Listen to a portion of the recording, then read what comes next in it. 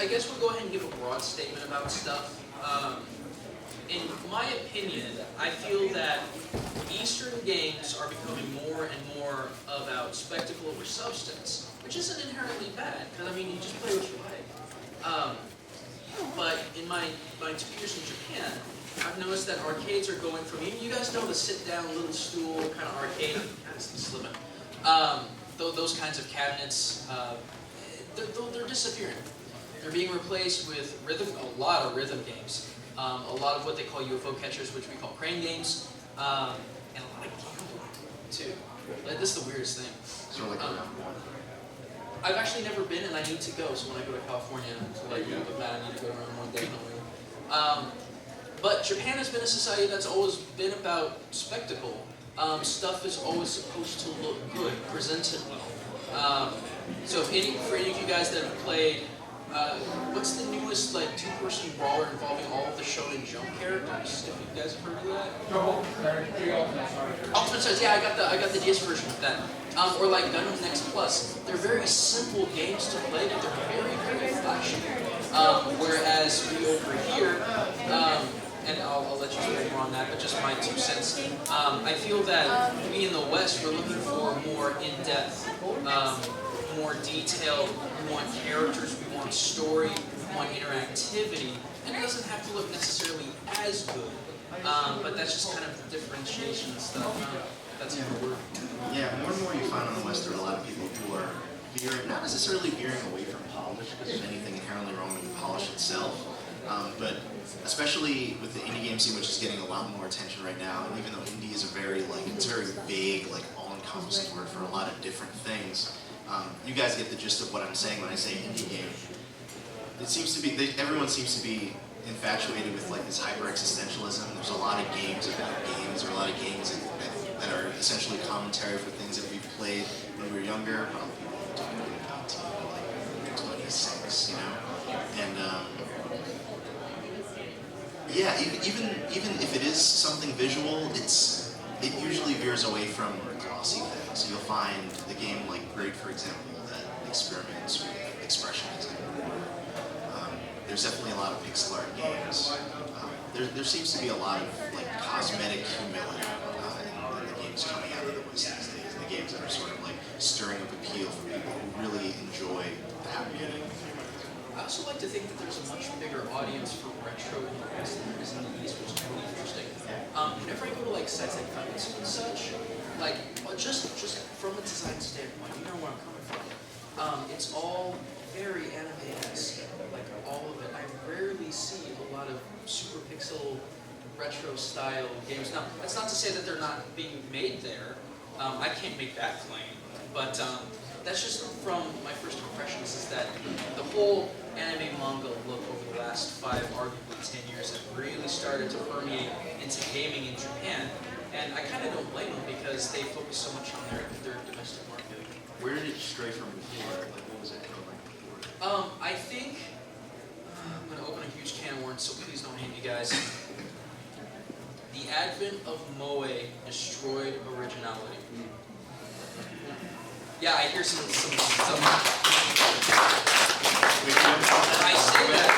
I say that because having lived in Japan for 2 years, I saw what Moe does to good ideas. I saw what Moe does to good characters. It sets a standard, and setting standards kills characters.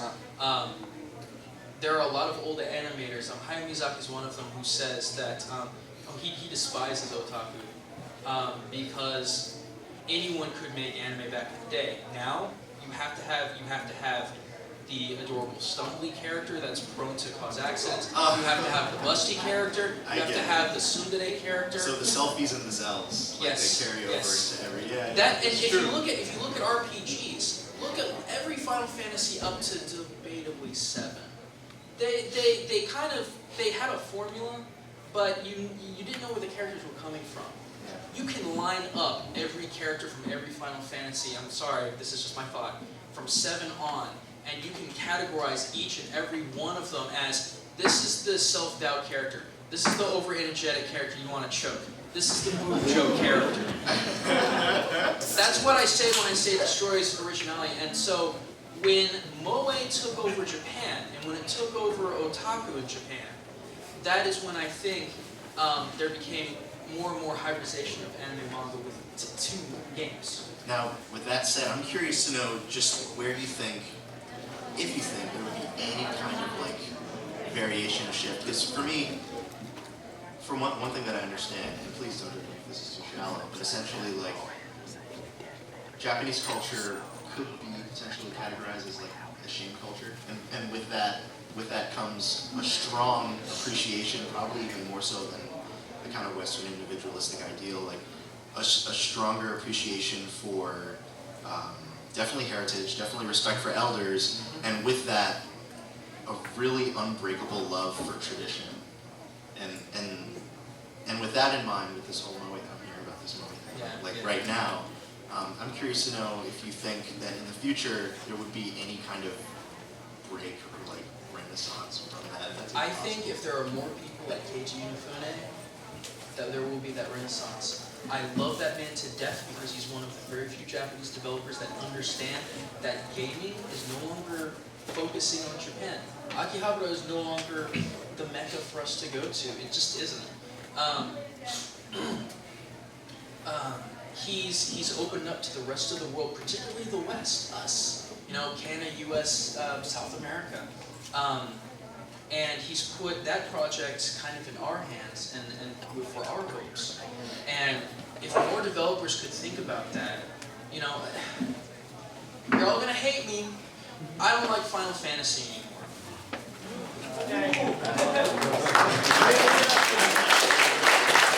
Hello everyone, my name is Gaijin Goomba, and I don't like Final Fantasy.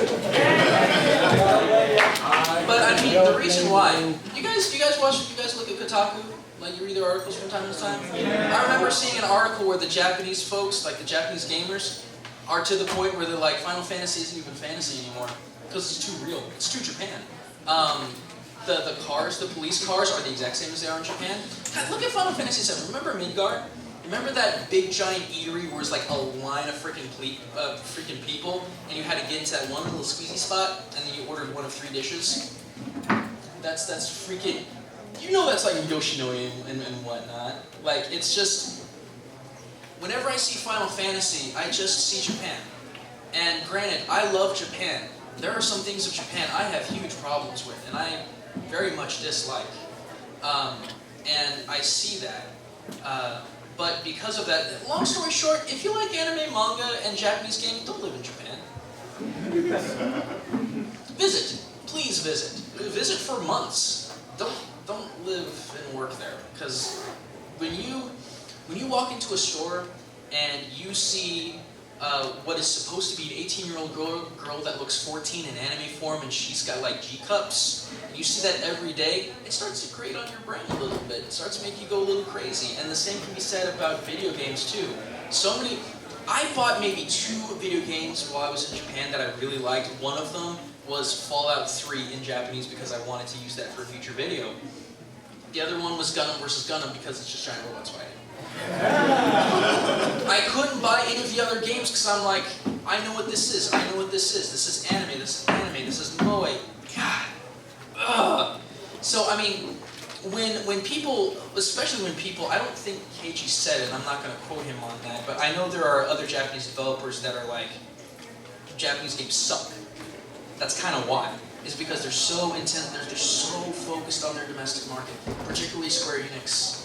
Like, they make some good stuff, don't get me wrong, but when it comes to like Final Fantasies and especially a lot of some of the RPGs, they're like, how can we entice the domestic Japanese market? I'm convinced they don't even really think about the Western market. I found that a lot of their collaborative works with other developers are where they create. Very much so, very much so. And I get little glimmers of hope, like when it came, what was it? Oh my gosh, help me guys. The one Final Fantasy game that wasn't Final Fantasy that was Bravely Default. Thank you, Bravely Default. Granted, I think Bravely Default has its share of problems, but it's only in the latter part of the game, which I'm not going to spoil. But I mean, they went back to roots and they went back to a job system, and I think that's what made the appeal, and they learned from that. So I still have faith in Square Enix. Did you have anything else you want to add before we actually opened up the floor? A little bit of exposition on Western games, but I mean, they can go. Yeah. This question is off topic actually. I guess a few years ago, there was an interview with a few indie developers, including Fish, upon which he was asked, and it's an experience more as a public, a Japanese man asked him what he thought of Japanese games. Are you talking about over tutorialization? Well, yes, because it was basically good game design was essentially an accident from his point of view, because they had to, because translating was different. But do you think that's the same thing as how you have to be because as given more, I guess, hardware, more ability to simulate to approach the same thing as MOA, there's less reason to differentiate the art style? I think what connects those two topics are when Phil Fish said, you guys are stuck in the past, we're wrecking you guys, which was a horrible thing to say to, it was a horrible thing to say to a man who was so proud of his culture, and you know, obviously he wasn't Japanese American, so he was like straight from Japan. But going off what Gaijin seems to be confirming, a lot of thoughts that were kind of in my mind with regards to the tradition that Japanese games, at least specifically in my head, like Japanese RPGs set out. Western games seem to be doing a really interesting job at challenging what they seem to be very hyper-progressive. Like, if you think about the Stanley Parable, or you think about even Bastion, like, a lot of these games are taking really, like, tokenistic themes, or even, like, Bioshock Infinite, and they're turning it on its head. Like, you have AAA games, like Bioshock Infinite, which are questioning, I mean, they're questioning the validity of like hive mentality, you know what I mean? There's a whole bunch of religion, there's a whole bunch of there are different kinds of ideologies, and this is kind of a bleed from a panel that I just came off of.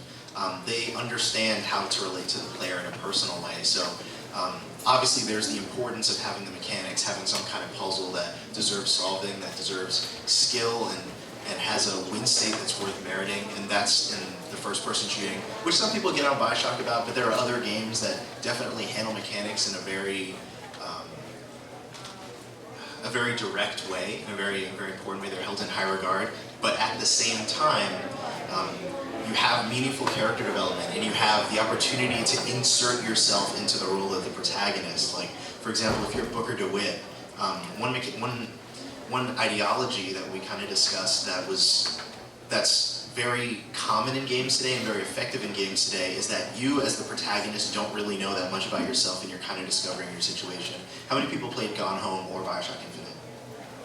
Okay, that's a pretty decent amount of people. If you're Caitlin or you're Booker DeWitt, as a player you have no idea about the world that you're getting into or the people who are in it. And likewise, Caitlin and Booker DeWitt themselves have no understanding. Booker keeps getting hot flashes, and he doesn't really understand the circumstance. He's putting it together. He kind of has a disposition on like religion and ideologies, but he's pretty much neutral. He kind of leaves it in your hands to make the decision.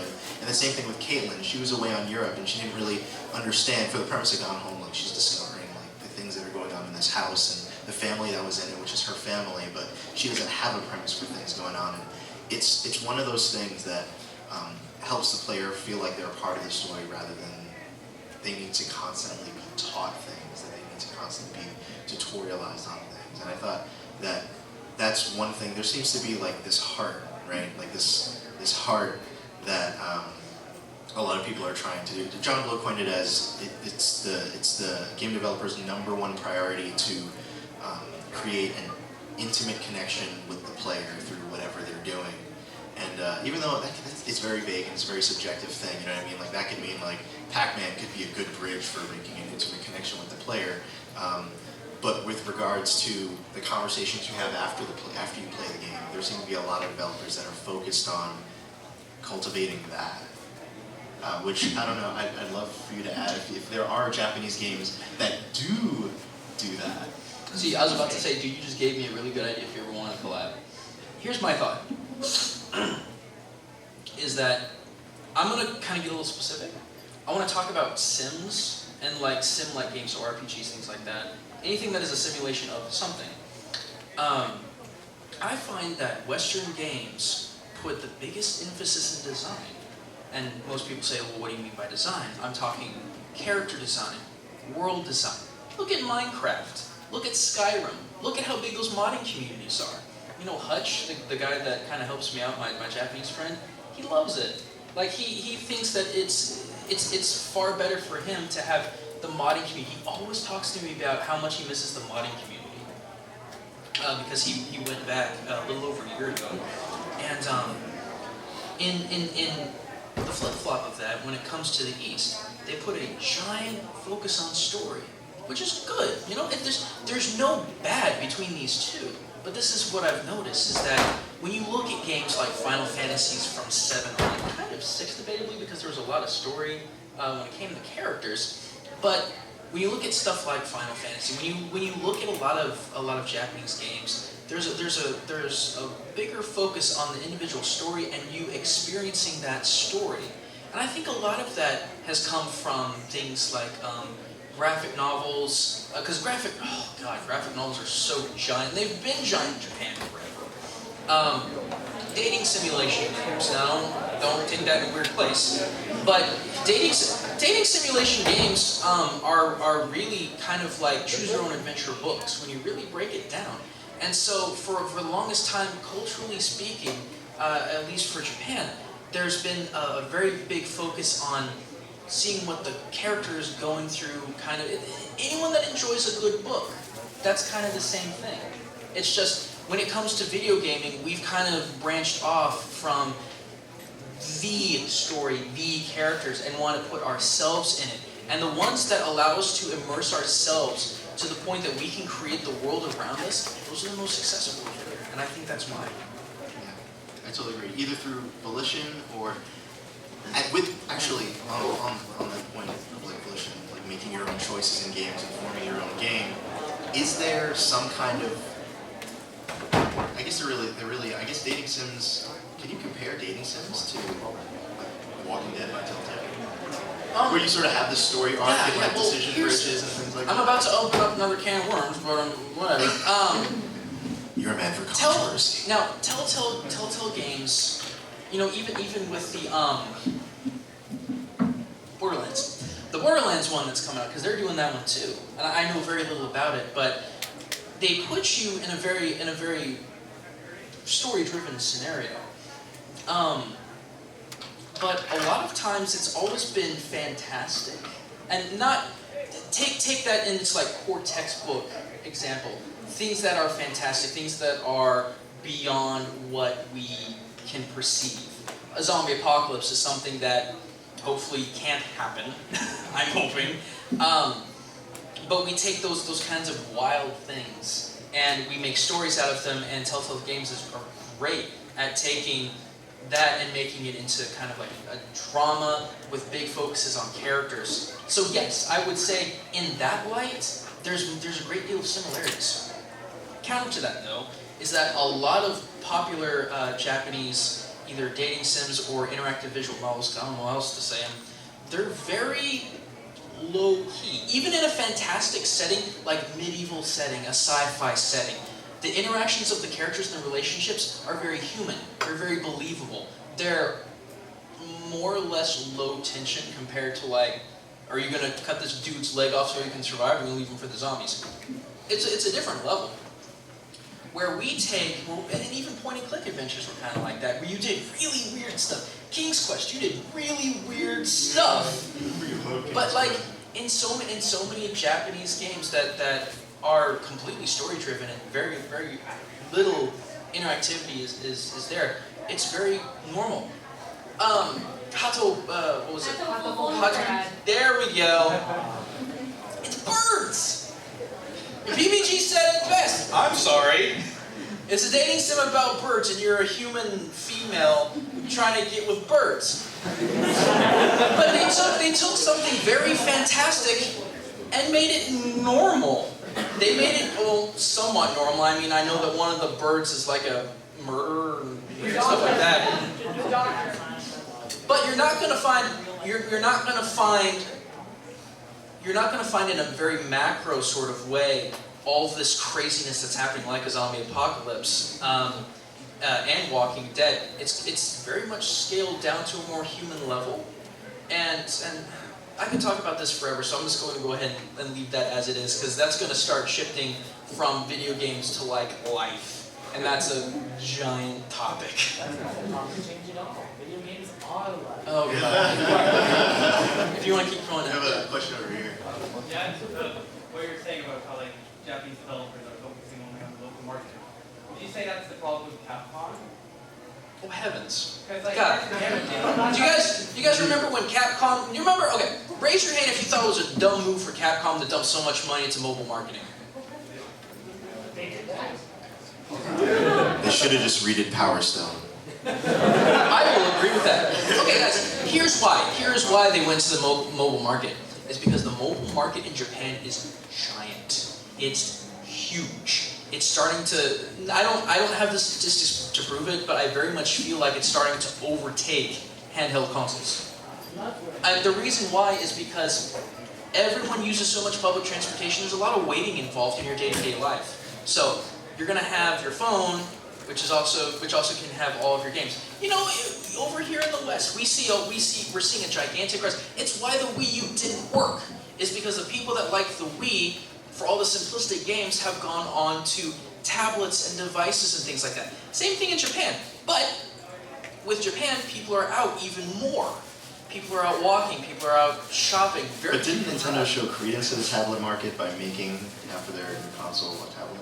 I wouldn't call that a tablet because it doesn't quite function as much. Because a tablet game only needs the tablet. Yeah. A lot of Wii U games, you need the tablet, you need the screen. Either that or you can swap the two back and forth. But a lot of Nintendo's big push products, especially early on, you use the tablet with the screen, which is why it didn't work. Not so very well in my opinion anyway, because you know the DS with the dual screens, all you have to do is very, very, very fast, because they're literally right next to each other. When you have to take the pad and go to your big screen TV because you're going to snipe some zombies or whatever, it just didn't work. And so that's why Capcom sunk all that money into mobile gaming, because mobile gaming is huge in Japan. I wanted to make a video about that to let people, to just tell people it's big over there. I don't think it was a dumb. Actually, I did do that. When I talked about Capcom, I did do a video about that. I completely forgot about that, but it was a low point. What I'm curious to know is why, and maybe it's an obvious answer that I'm not seeing. The States are exponentially larger than Japan. Why don't we see, or maybe I just don't see, I see a whole bunch of personal games, like very personal games that speak out to very niche experiences of like loss and tragedy, or harp at very like niche and particular ideologies that people all over the country can resonate and relate to and come to conventions like these to celebrate. Yeah. But Japan is so much smaller, which has so much more opportunity to make a game about specific personal things that affect a whole lot of people. Is the only reason I don't hear about those because they would go over my head because I'm a Westerner and I wouldn't be able to understand, or because they don't exist and no one goes for it? Japan's very much wrapped up in itself. And that's not, I don't want to say that's the fault of their own, because they've been like that for generations upon generations upon generations. In fact, I don't know what would have happened if Matthew Perry didn't knock down the door with the 3 black ships and say, hey, we're going to open trade with you whether you like it or not.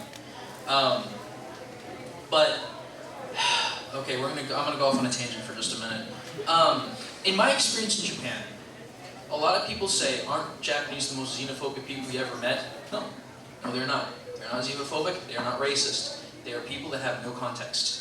And that was the whole reason why I got into the JET program to go over there in the first place, is to give people that context. A lot of Japanese people that I ran into would treat international matters as a child would.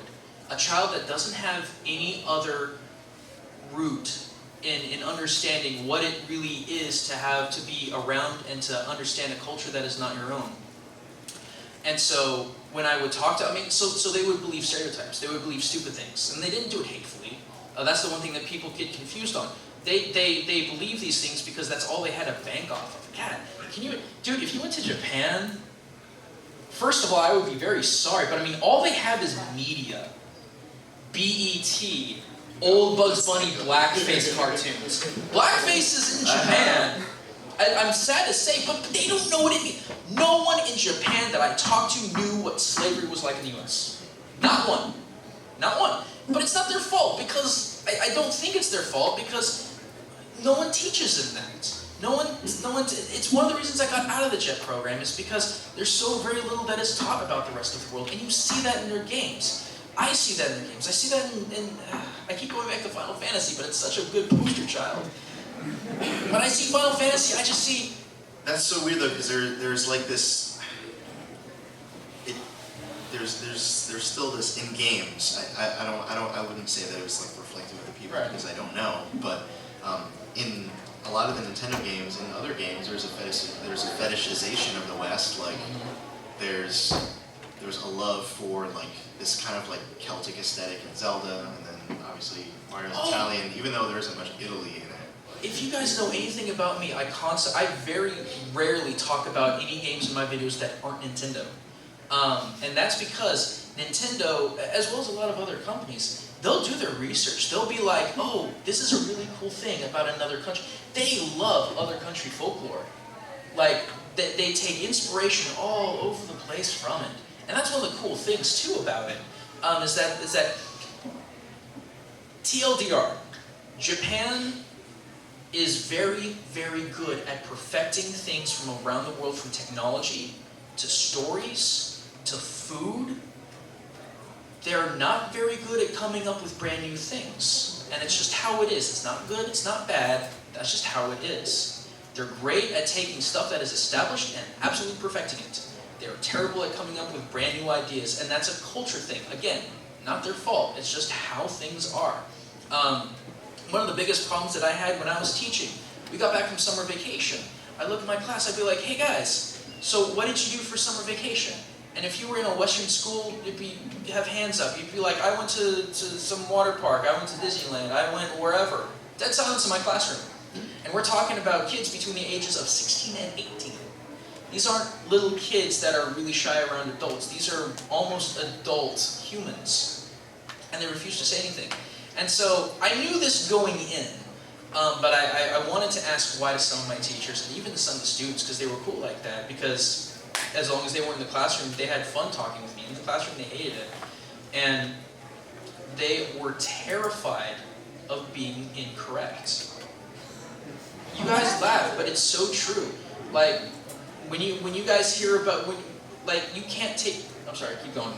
No, you're fine. You didn't cut out anything. Okay. I taught English in Taiwan, similar situation. So you know what that's like. You know what that's like. You know, like, because in the East there is such care for public image. Public image is number one. That's why, like, a lot of times for people that go to like Tokyo Game Show and stuff, and they're like, oh, I can't take pictures. That's kind of why.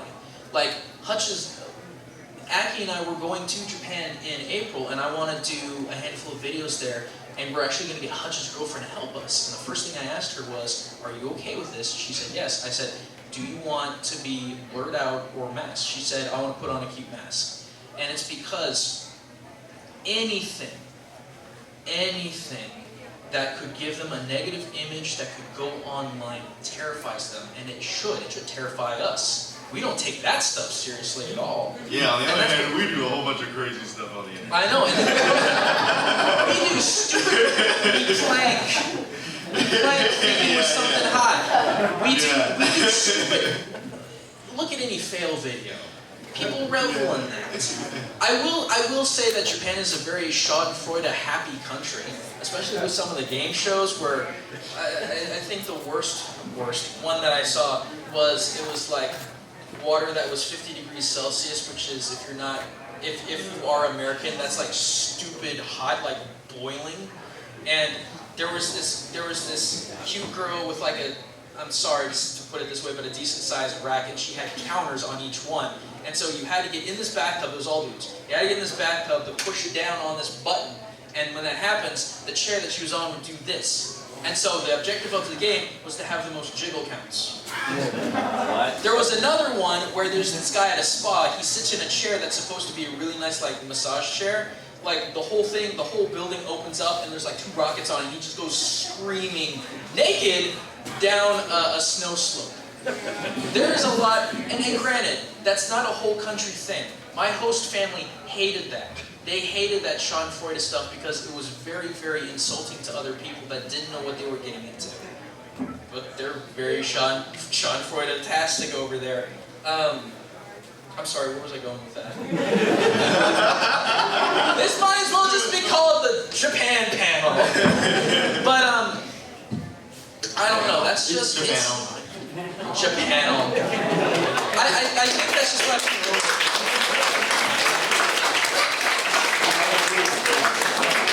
You guys understand why I do game exchange. No one talks about this, or no one's brave enough to. It's called your tangent. Go for it. So an employee at Ubisoft Toronto told me that with a AAA budget, you can't make mistakes. So my question is, do you think that's true? And Goomba, do you think that's true for Japanese companies? Satch, take it. Take this one first. Lots of AAAs make mistakes. Especially Ubisoft. Okay, you guys remember what I said when I was talking about Origin?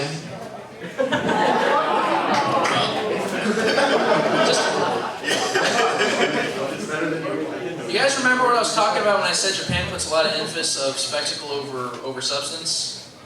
Same thing. You guys want to know why Final Fantasy 14 didn't happen or didn't work? And why it was so damn buggy? Is because the polygon count of a flower was equal to a player character model.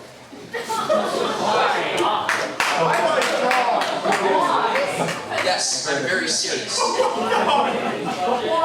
And it's because of Japan's propensity to having something look nice before anything else. Granted, I keep saying that, but I don't want you guys to think that they think that actual real stuff is not important. It is. It's just physical presentation of everything comes before so many other things. So when you have a particle count or you have a polygon count that's that high, your server's going to be crashing. And that's what they learned. That's why they took 14 down, they revamped it, and they're bringing it back up. Because again, they're thinking like Japanese. Pardon? Oh, no, I'm just saying. That's again, I sing this guy's praises to the heavens. That's why I love Gaijin Goomba. He freaking understands that you cannot develop games with just Japan in mind. That's why Japan games suck. Is because that's all that's there. And you can take aspects of Japanese games. Keiji is taking the difficulty and the platforming of his old games, especially the difficulty, because he's calling that like hardcore, like this is a Japanese game, i.e. this is balls to the wall, hard, and I'm like, yeah! But I mean, you can take aspects of that and you don't have to localize it, because it's a concept that's worldly.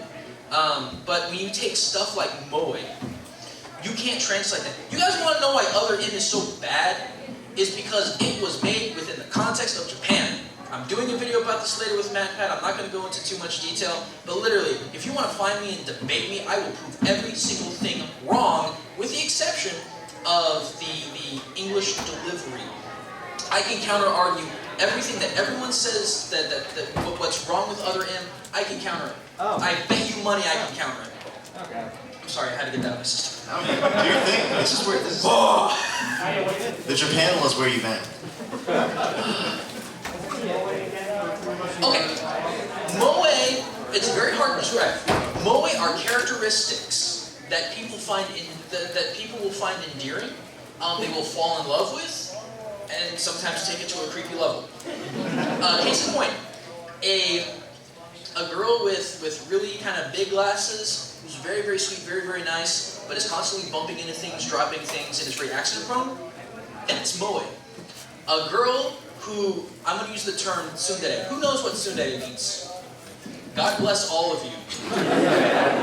Tsundere is when, typically a girl, but I think guys can have, this can happen with guys too. Yeah.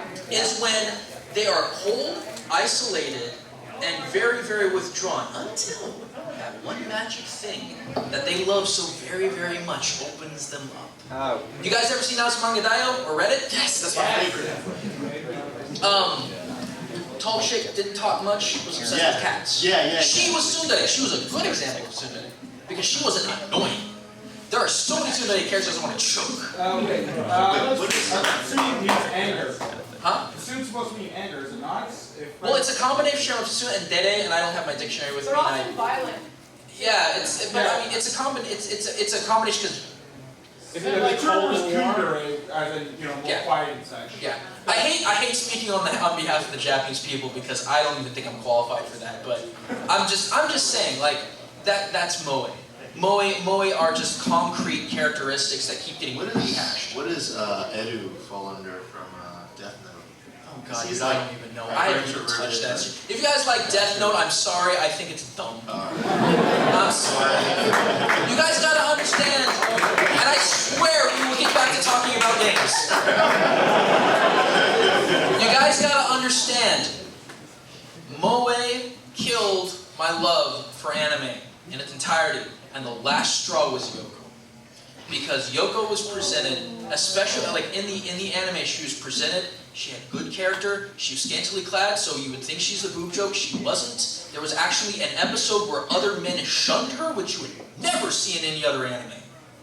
Then the manga came out. You guys remember when she was underground meeting up with that one other dude, like with the head long pony, like rat tail hair, something like that? Like he asked her, "You need to clothe yourself because you're a little too boob," for lack of a better way to put it. And so it was a standard robe. In the manga, it had cat ears. I went to this one store, it's called Animate. It's probably one of the most well-known well-known chain stores in Japan when it comes to anime goods. Dojinshi. Let's take some of the most memorable characters and just make them a nothing. You guys remember in Evangelion that really twisted scene with Shinji over That's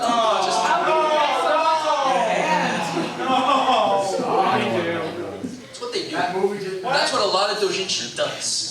And the only reason why a lot of original authors don't shut people down for copyright infringement with doujinshi is because they're keeping that sort of fame going.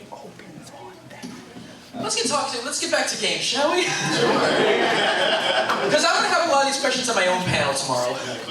Yeah. I just earlier you were talking about like what's an example of a game that I forget really you were asking this question about, but I would say Pokemon, although I don't remember really what the question is anymore. I would say Pokemon is an example of I guess of a game where a Japanese game where you have a lot of games, particularly in the first iteration. You're right.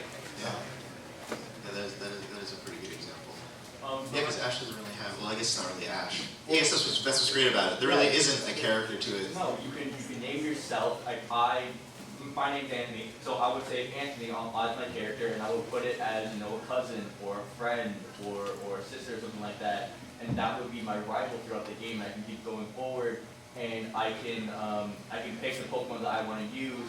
And there even is still throughout the game, at least various in red and blue, of ideas that are still hidden in the game, where you can think about it and be like, oh my goodness, this is actually kind of heavy. I really would not have thought about this. And you can just ignore it and just play the game. Yeah. Somehow they were able to understate the main character in Pokemon, at least in the first generation, and it was a much better job than in, say, Gen 5.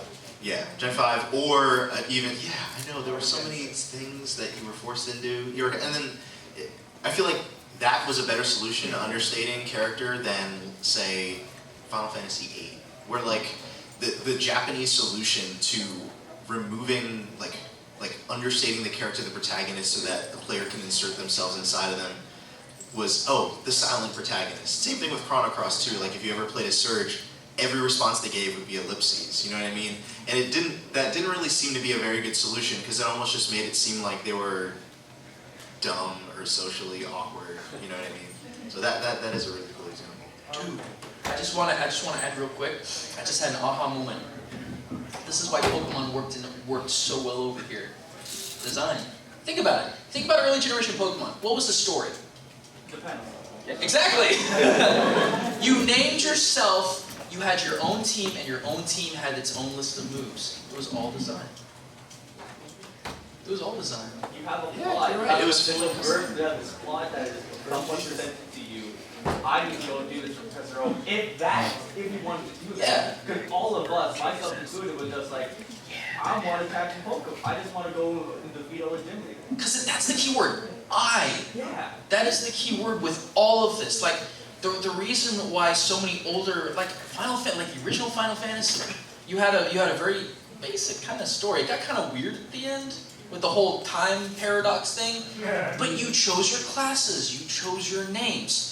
I think why Bravely Default works so well is you choose your classes. You had more options than any other Final Fantasy prior. You not only had a job, you had a sub-job. And of that, you could pick like 2 or 3 other additional things you could do to customize your character. And I'm just like, I don't know. No, when I've been working on this for a while, and that's when I saw that, like, So, speaking of Pokemon, when you talked about gambling a bit earlier, what do you think, hold on, believe it or not, there's an intersection. What do you think about the removal of the game corner from, I think it was Heart Gold and Soul Silver removed that? You gotta understand one thing. Like, pachinko is so big in Japan. Like, it's not even about winning money. Like, one of the newest crazes when I was over there is that they had single yen per ball pachinko machines for older people because it encouraged them to get out of the house and meet other people of their own age. Gambling isn't necessarily a bad thing over there because it's just a way people get together. I mean, it's different values. What is it? Samurai Champloo. You guys remember that episode where they were basically playing that dice game?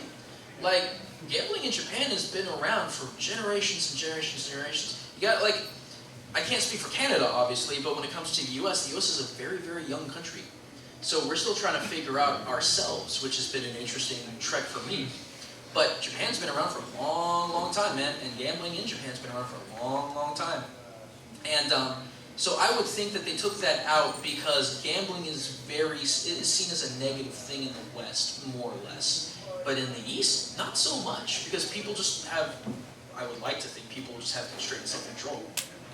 But man, you knock back 3 or 4 hot sakes, man, you don't know what you're doing.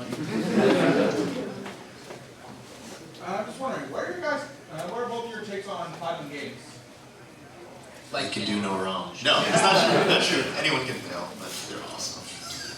I mean, design-wise and such. Like, what are your thoughts design-wise on both of their on their actual games, like Wonderful 101, Bayonetta? Oh, Jesus. Remember when I talked about, spectacle over substance? You know how you get graded at the end of Bayonetta every level? You know how you're supposed to be as flashy as possible? There you go. You can complete a level and get. And Sonic does this, and I thought that was weird. With Bayonetta, at least. Actually, yeah, because Wonderful 1 does it too. They have kind of a ranking system. Even though 10. Did Revengeance have that? Yeah. It did. It wasn't as stated, it just popped up briefly, but it was Okay. It's all about moment execution, which is a big deal. You guys want to know why baseball is so big in Japan and not so big in the US? Is because it's about pinpoint execution. It's about doing things instantly. And that would make or break everything. And for baseball, it's all about hitting the bat. For video games, how well your execution goes down is what makes your grade. And the thing that I can think of is that going back to like the Senkoku Jidai or the Warring States era, when you guys see anime of, God, I'm going back to anime. When you guys see, it is very connected, especially when we're talking about Japanese games. You guys see all this flowery combat of like swords clanking and like battles last for minutes on end. No. Battles lasted maybe 3 strokes. Samurai did not, well, the armor that they wore would protect them very, very well from a katana slice because you're wielding essentially a 3 to 4 foot razor blade. You guys constantly hear about samurai talk associating with sakura, cherry blossoms. Cherry blossoms are around for maybe a week at most, and then die. And they associate themselves with that because they don't know when they're going to die. They could die tomorrow, the next day, they could die in the next 5 minutes. It all depends on one stroke of the sword. So execution, timing, those are why you get graded so harshly in games like Bayonetta. If you're not doing those executions perfectly, and they grade you poorly, that to me is the cultural reason why. Mic drop.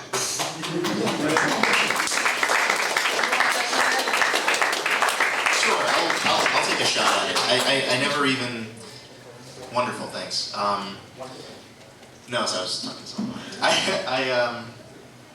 I guess I never really stopped and took out the time to think about just why I very much enjoy. I love bullet hells. I loved playing Bayonetta. I loved playing Metal Gear Rising. Yeah, Rising, and Wonderful 101 as well. I think what made those 3 games in particular shine for me was probably, it was most definitely the game feel, but specifically, I liked the challenge in DMC and Devil May Cry. Those kind of games came to mind as well, where there was this grading system that challenged. For me, the grading system I found was beneficial as I played it because it challenged my perspective on what it meant to beat the level. For me, beating the level meant I killed all the guys, it's done. But when you saw things like style and finesse, deep, you know what I mean? It was offensive and it stung, and I wanted to rectify that. And you started seeing that in the Street Fighter series. I love playing Street Fighter. I grew up playing Street Fighter. That's one of the first games that I really super got into.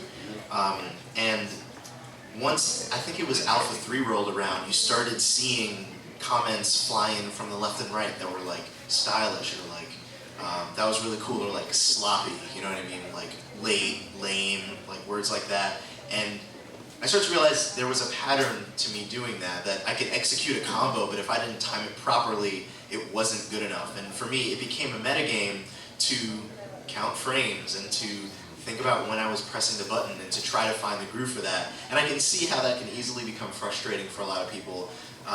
But I could also see the fun in getting beyond just throwing out Hadoukens until you win, you know what I mean?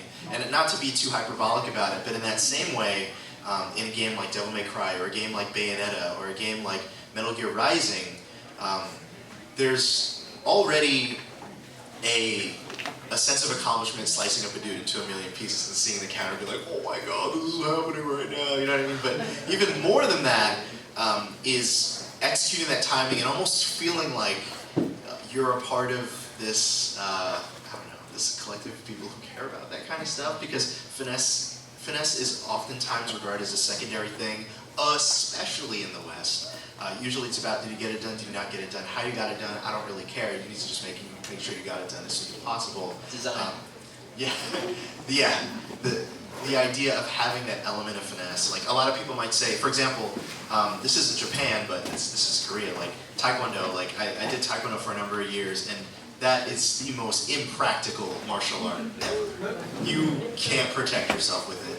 You show me a fighter in the MMA that uses Taekwondo, I'll show you a guy who lost. Like, but it has a lot of finesse. It capitalizes off of finesse. It capitalizes off the details in each kick, and there's a philosophy behind each thing. So it's more about that than necessarily about finishing it. Now, I don't mean to overstate. It's Street Fighter, right? Like, but not to minimize that, but that facet of that, I like that it comes through in grading systems and things like that. I don't know if you have anything to add to that. Or... It's very interesting to hear you talk about that, because it sounds like we're starting to adopt that system of execution. Because we don't want to be told we're suck. We don't want to be told that we suck. Yeah. No, and no one wants that. You find it a lot in the. Now this is going to stray. You have to stray from anime. I'm going to stray into app design stuff. So like thinking about Silicon Valley culture, like I design apps and stuff, right? Oh, we still have time. Cool. I'm not going to kill it. Maybe there'll be time for another question. Thinking about apps and stuff, I don't know if you guys ever seen like a video. Think about any Apple commercial. I guess that's the most relevant thing now. Everyone's doing it right now, right? Where everyone has to explain their process. If you see a splash page for art, I'm getting so now it's cool, yeah. If you see a splash page for like a new app or whatever, like the first thing you get is a Johnny Ive-esque person who's like, well, we wanted something beautiful, so we thought that maybe we would, whatever, use the refined whatever in some distillery or whatever. Even with beer commercials, you know, with beer commercials nowadays, it's not like Bud Light commercials 10 years ago. Like in the 90s, it was like, have a good beer with your buds, you know what I mean? That's just what it's about. Who cares what's in it? We're just having a fun time together with boobs and stuff. Like, nowadays, call me out if I'm wrong, like the commercials are now like, we age the hoppiness inside of these barrels for years and then deliver them directly to you because we care about our process, you know what I mean? There's this attention to process that's strikingly Eastern but contextualized for the West in a way that we all understand. We're just adapting to it, yeah. I totally agree. Any other question? Oh, cool. We'll try to make it fast, maybe it's on time. Oh, yeah. Oh, it's 5? Okay, cool. Yeah, we got time for a question. You want to choose again? Go for it, with the hack. What are your opinions on like silent protagonists? Oh. You go first. Got a story to tell. Silent protagonists are probably the most self-destructive thing ever. Preach!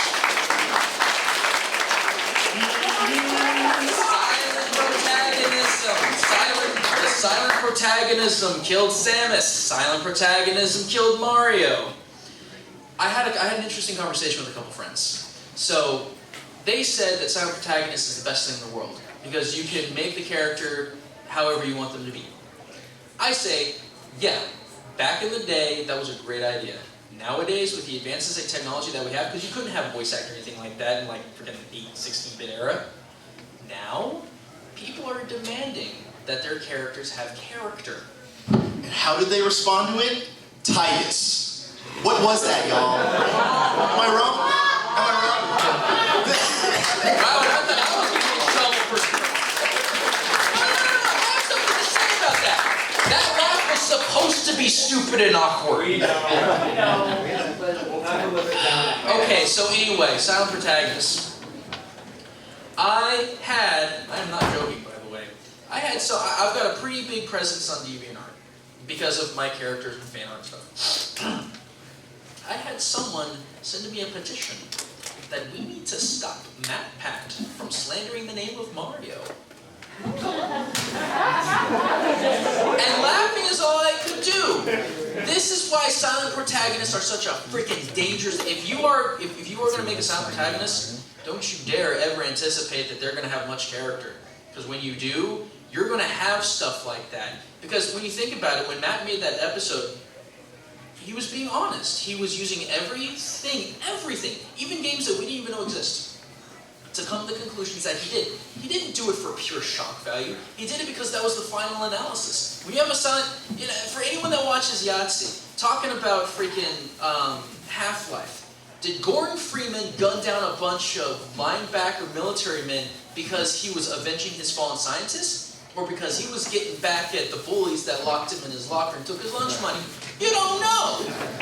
That is such a double-edged sword, because when you start giving character, you're going to alienate people.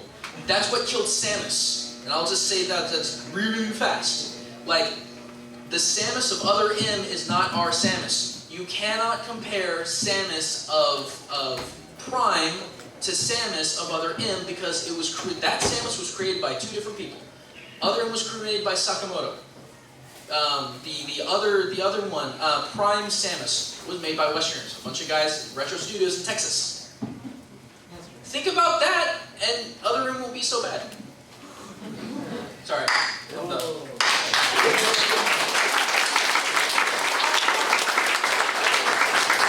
I totally do not mean to like me.